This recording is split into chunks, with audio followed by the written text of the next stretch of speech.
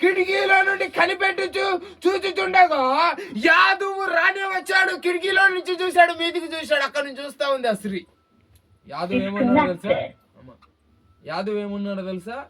అరే ఆ రంగు పూసుకున్న దాని కింద దొబ్బులు రా అన్నాడు. ఆను దొబ్బి తెచ్చి కింద పడి అట్లనే చచ్చిపోయింది అనమాట. హల్లెలూయా. అంత మోసం చేస్తాడు. ఆ స్త్రీ బ్రతకలేదు, వెంటనే చనిపోయింది. ఎవరిని మోసం చేద్దాం అనుకుంటున్నావు? నిన్ను నీవే మోసం చేసుకుంటున్నావు. జాగ్రత్త. మనం ఎవరికో పొక్కలు చేస్తున్నామేమో, ఎవరినో కిచ్చించాలనుకుంటున్నామేమో, ఎవరికన్నా బాగా అందంగా ఉండాలనుకుంటున్నామేమో, ఎవరినైనా బాగా అంటే బాగా అందరూ నా వైపు చూసేలా నేను ఆకర్షణ చేసుకోవాలనుకుంటున్నావేమో. నో, అది నిన్నే మోసం చేస్తుంది. జాగ్రత్త. నువ్వు ఎట్లుండాలి అంటే భార్య భర్తల మధ్యలో సమాధానంగా ఉండాలి. ఇంకొక మాట ఉందమ్మా, 1వ తిమోతి, జ్ఞానం ఉండాలి. ఎంత ఉండాలా? సాధువు, మృదువైనట్టు గుణం ఉండాలా.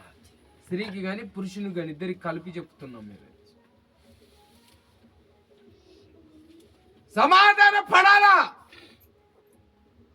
ఒక వాక్యం మనం ధ్యానం చేస్తే ఎంత భయంకరమైన వ్యర్థమే. నేను ఇంతకుముందే చెప్పాను కదా, నేను అన్యుల ఆచారము వ్యర్థమే, మనుషుల సాయము వ్యర్థమే, నీ సౌందర్యము. నువ్వే ఎవరి కోసం సౌందర్యం చేస్తున్నావు? ఒకసారి చూసుకోవాలా, నీ భర్తకు నస్తుందా, నీ భార్యకు నస్తుందా? నువ్వు వేసే సౌందర్యం నీ భార్యకు నస్తుందా? ముందుగా చూసుకోవాలా, నువ్వు పరీక్షించి చూసుకోవాలా. ఓకే, నీ భార్యకు నచ్చింది అంటే ఓకే, నువ్వు వెళ్ళొచ్చు. కానీ ఆ విధానం కాకుండా మంచిగా టీక్ టాక్ సోకాయ చెప్పేసి వెళ్ళిపోతే ఇంట్లో ఉన్న నీ భార్య ఏడుస్తూ కూర్చుంటుందేమో. ఒకసారి చూసుకో కదా అన్న. హల్లెలూయా, హల్లెలూయా. ఎందుకు ఈ రోజు ఇలా జరిగింది అలా జరిగింది అంటున్నాం? చూడండి ఒకసారి ఎఫెసీ రాసిన పత్రిక 5వ అధ్యాయం లాస్ట్ వచనం 22వ వచనం చదవండి.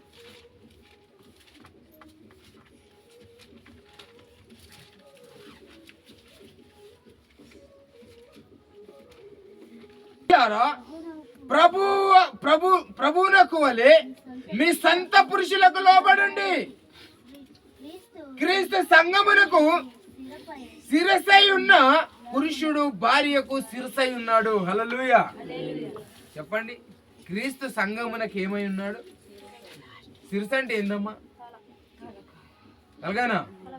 తలకాయనా? శిరస అంటే ఏంది నాన్న? శిరస అంటే ఏంది? మెడ. ఇప్పుడు శిరసు లేకుండా మెడకాయ పెట్టొచ్చా? చెప్పండి మీరు ఎవరన్నా.